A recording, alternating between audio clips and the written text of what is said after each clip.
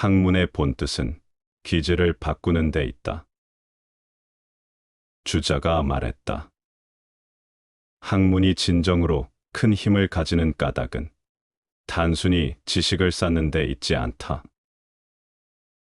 그것은 결국 스스로의 기질을 바꾸는 데 목적이 있다. 아무리 많은 책을 읽고 아무리 많은 지식을 안다 해도 성격과 습관이 변하지 않는다면 그 배움은 껍데기에 불과하다. 배우는 것은 머리에만 남아서는 아무런 쓸모가 없다. 마음속 깊이 스며들어 성품을 다스리고 기질을 다듬으며 삶의 태도를 바꾸어야 비로소 학문이라 할 수 있다. 사람이 배우는 이유는 결국 자신을 바꾸기 위해서다. 기질은 타고난 것처럼 보이지만 꾸준히 다듬고 조율하면 다른 모습으로 변할 수 있다. 성급한 사람은 차분함을 익히고 나약한 사람은 강단을 기르고 거친 사람은 온유함을 배울 수 있다. 이 변화는 책의 지식만으로는 이루어지지 않는다. 지식은 방향을 제시할 뿐이고 진짜 변화는 일상의 실천 속에서만 일어난다. 배운 것을 곱씹고 행동으로 옮기고 자기 안의 부족함을 직시하는 과정에서 기질은 서서히 변해간다. 많은 이들이 배움이라 하면 지식의 양을 떠올린다. 그러나 지식은 저장해 두었다가 써먹는 도구에 지나지 않는다. 진정한 배움은 그 도구를 통해 자신을 벼려내는 과정이다. 생각하는 방식이 달라지고 말이 달라지고 선택이 달라질 때 비로소 학문이 제 힘을 드러낸다. 기질이 바뀌지 않는 배움은 결국 삶을 무겁게만 할 뿐 자유롭게 하지 못한다. 기질을 바꾸는 데는 고통이 따른다. 습관을 고치고 고집을 내려놓고 자신이 틀릴 수 있음을 받아들이는 것은 쉽지 않다. 하지만 그 과정을 통과하지 않는다면 학문은 껍데기 노름으로 끝난다. 지식은 사람을 교만하게 만들 수도 있지만 기질의 변화는 사람을 겸허하게 만든다. 교만은 남을 가르치려 하고 겸허는 스스로 배우려 한다. 이 차이가 인생의 깊이를 가른다. 결국 학문이란 자신을 다스리기 위한 길이다. 배움은 지식을 쌓아 보여주기 위함이 아니라 기질을 바꾸어 더 나은 인간으로 살아가기 위함이다. 인생 후반부에 필요한 것은 더 많은 정보가 아니라 더 단단하고 성숙한 성품이다. 학문이 주는 가장 큰 이익은 바로 그 기질의 변화를 통해 삶 전체를 바꾸는 데 있다. 멈춤은 곧 퇴보다. 사람은 살아가는 동안 끊임없이 앞으로 나아가야 한다. 매일 조금이라도 진보하지 않으면 결국 뒤로 밀려난다. 세상은 멈추지 않고 흐르며 삶의 조건은 끊임없이 변하기 때문에 그대로 서 있다는 것은 불가능하다. 겉으로는 그대로인 듯 보여도 실상은 후퇴하고 있는 것이다. 많은 이들이 현 상태에 만족하며 그 자리에 머무르려 한다. 하지만 머무름은 존재하지 않는다. 어제의 나와 오늘의 내가 같다고 믿는 순간 이미 퇴보는 시작된다. 오늘을 지키려면 어제보다 더 나아져야 하고 내일을 준비하려면 오늘을 넘어야 한다. 성장은 선택이 아니라 생존을 위한 필수 조건이다. 퇴보는 소리 없이 찾아온다. 어제보다 생각이 흐려지고 마음의 힘이 약해지고 습관은 굳어간다. 특별한 잘못을 하지 않았는데도 어느새 후퇴해 있는 자신을 발견하게 된다. 그 이유는 단순하다. 나아가지 않았기 때문이다.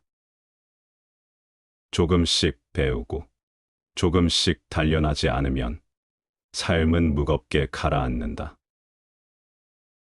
진보란 거창한 성취를 말하지 않는다. 어제보다 더 깊이 생각하는 것, 작은 약점을 하나씩 고치는 것, 무의미한 시간을 줄이는 것, 그것이 곧 진보다.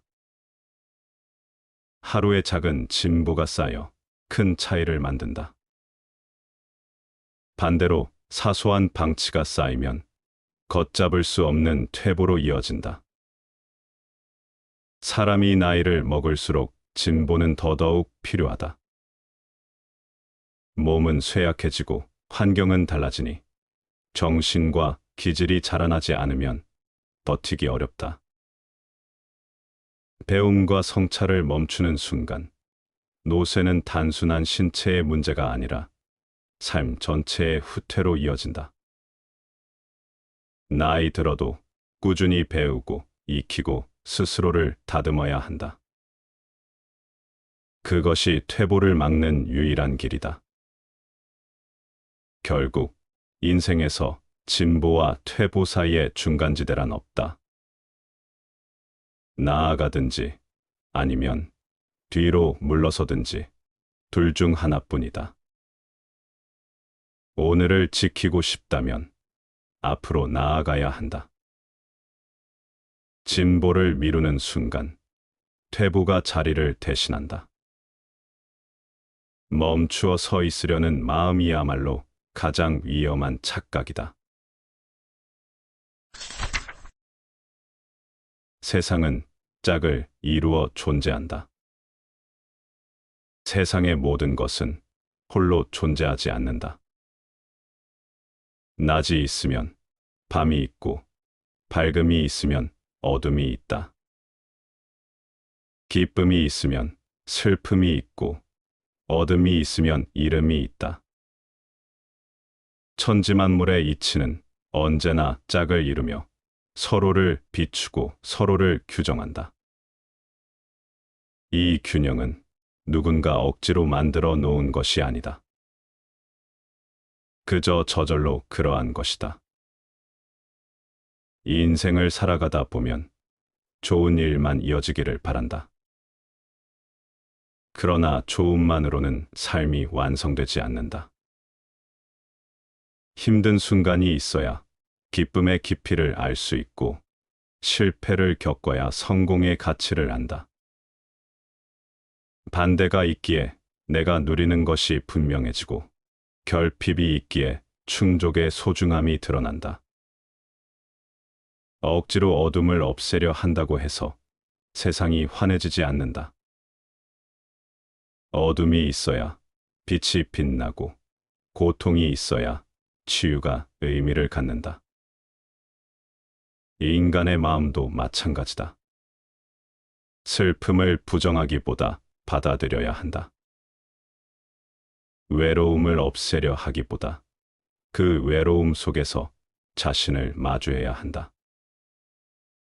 그래야만 삶은 전체로 보인다. 자연은 늘 대립과 균형 속에서 움직인다. 계절이 돌고 해와 달이 바뀌고 물과 불이 서로를 견제한다. 이 순환이 멈추면 세상은 무너진다. 마찬가지로 인간의 삶도 오직 기쁨만으로, 오직 편안함만으로 유지될 수 없다. 고통과 기쁨, 평탄과 굴곡이 함께 어울려야 삶이 단단해진다.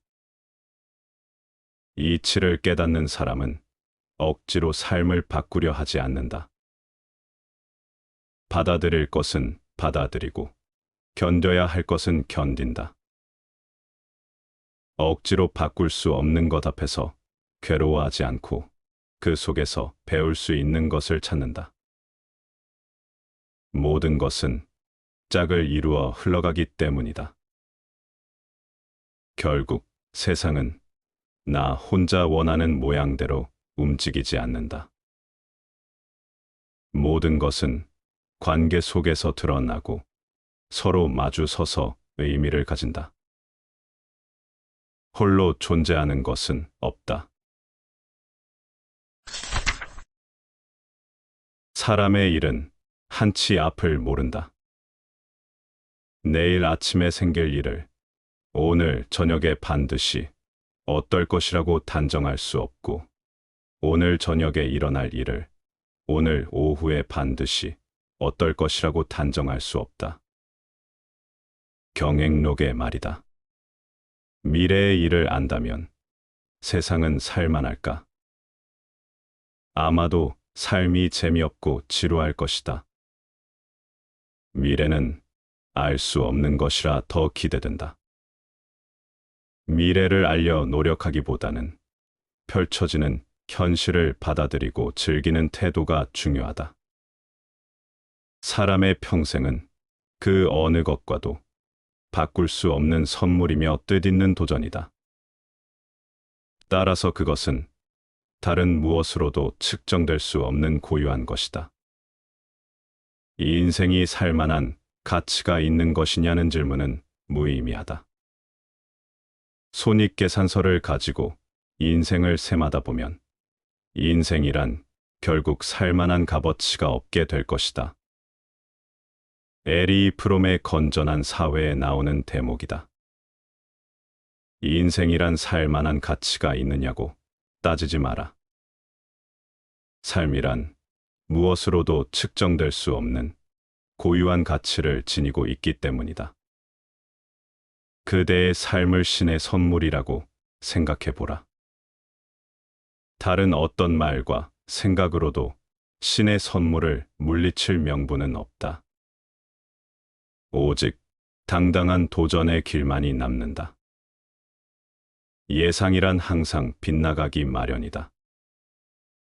그래서 내일 아침의 일은 오늘 저녁에 알 수 없고, 오늘 저녁의 일은 석양 무렵에도 알 수 없다는 것이다. 그럼에도 불구하고 도전해야 하는 것이 인생이다. 도전하는 삶 속에 그 뜻이 있다. 손익계산서 따위는 넉마주의에게나 던져주라. 그대의 삶을 보다 더 유용하게 하고 더 뜻있게 하기 위하여 내일 아침의 일을 알 수 없더라도 도전하라. 끊임없이 도전하라. 피터 드러커가 말했다. 내일을 이룩하는 목적은 내일부터 무엇을 시작할 것인가를 결정하는 것이 아니라 예의리 있게 하기 위해서 오늘 무엇을 할 것인가를 결정하는 데에 있다.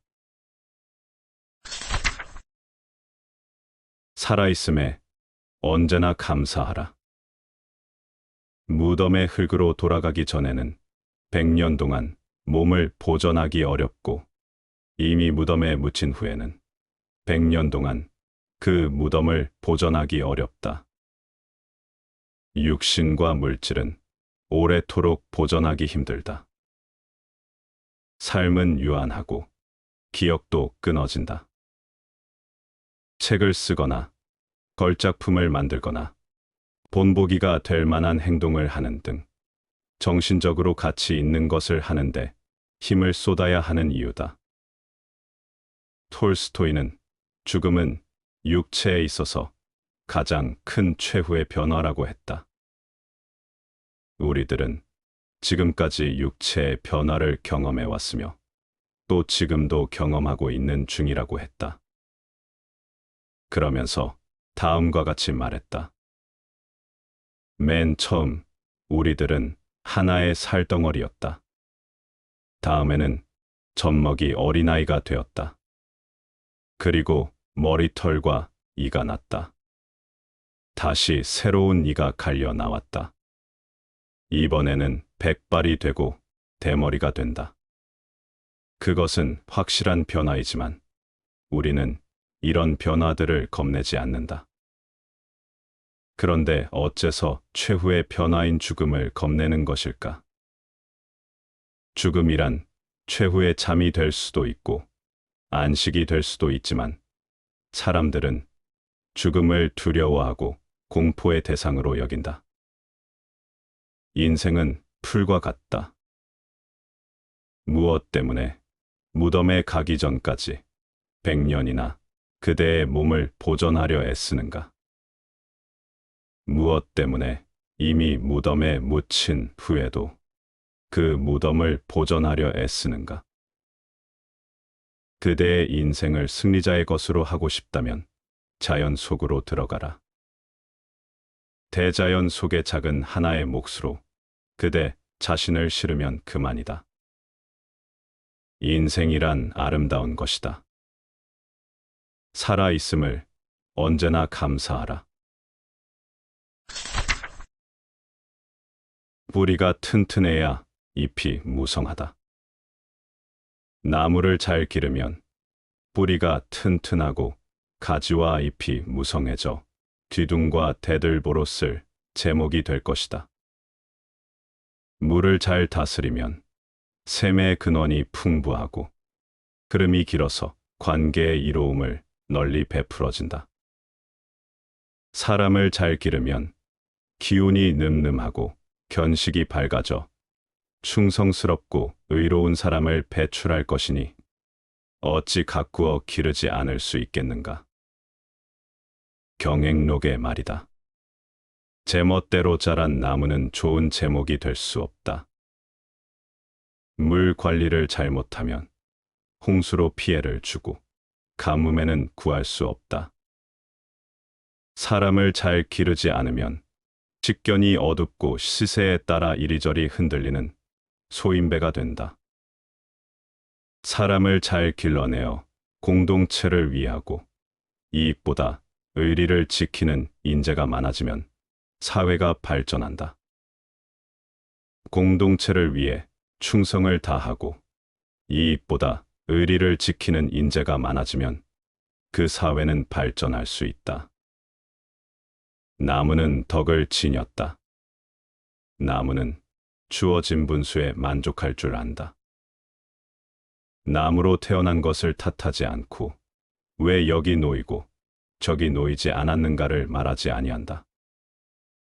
등성이에 서면 햇살이 따사로울까, 골짜기에 내리면 물이 좋을까 하여 새로운 자리를 엿보는 일도 없다. 물과 흙과 태양의 아들로 물과 흙과 태양을 주는 대로 받고 득박과 불만족을 말하지 아니한다.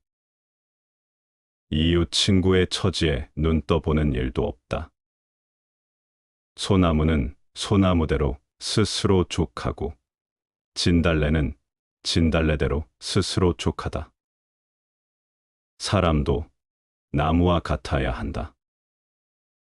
그렇다면 기운이 늠름하고 견식이 밝은 충이의 선비를 달리 구해낼 필요가 없다. 사람은 누구나 한결같이 자기 몫의 삶을 산다. 누구나 자기 몫의 그릇을 가지고 태어나는데 그것을 어떻게 갈고 닦아서 쓰임새 좋은 것으로 만드느냐 하는 것이 문제이다. 게오르규가 말했다. 모든 인간은 우주의 주인으로서 창조된 것입니다. 개개의 인간은 모두 하나의 소우주입니다. 개인은 다른 무엇으로도 대체할 수 없는 절대적인 존재입니다. 우리는 기계 제품처럼 대량으로 생산된 물품이 아닙니다. 하나하나가 특별한 배려에 의하여 창조된 영혼을 가진 존재입니다. 완전한 한 사람의 개인으로서 그대 역시 충의의 선비가 될 수 있다. 그대야말로 얼마나 단단한 뿌리를 가졌는가. 그러기 위해서는 덕으로 무장하는 것 말고 다른 무엇이 또 있을 수 있단 말인가? 자신을 믿어라. 자신을 믿는 사람은 다른 사람 또한 그를 믿으니 오나라와 월나라 같은 원수라도 모두 형제가 될 수 있다. 자신을 믿지 못하는 사람은 다른 사람 또한 그를 믿지 못하니 자기 외에는 모두 적이 된다. 성공하는 사람들은 모두 자기 암시에 강하다.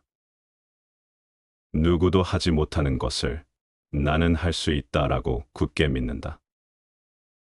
할 수 있어라고 되뇌며 자신에게 끊임없이 성공의 암시를 준다. 세계적인 운동선수, 영화배우, 기업인 등 분야를 막론하고 탁월한 성취를 이룬 사람은 모두 자신을 믿는다. 자기 확신이 강한 사람 곁에는 그를 도와주는 사람들이 모인다. 자기 확신은 강한 오라를 만든다. 사람들은 확신이 강한 사람에게 끌리기 마련이다. 반대로 자신을 믿지 못하는 사람에게는 누구도 도움을 주지 않는다. 어떤 사나이가 소중한 도끼를 잃어버렸는데 어디서 잃었는지 도무지 짐작이 가지 않았다. 그런데 문득 이웃집 소년의 태도가 수상하게 느껴졌다. 그는 그 소년이 훔쳐간 것이 아닐까 하여 유심히 살피기 시작했다. 그러자 소년의 동작이며 태도, 어느 것 하나 수상하게 보이지 않는 것이 없었다. 그는 틀림없이 소년이 범인이라고 단정했다.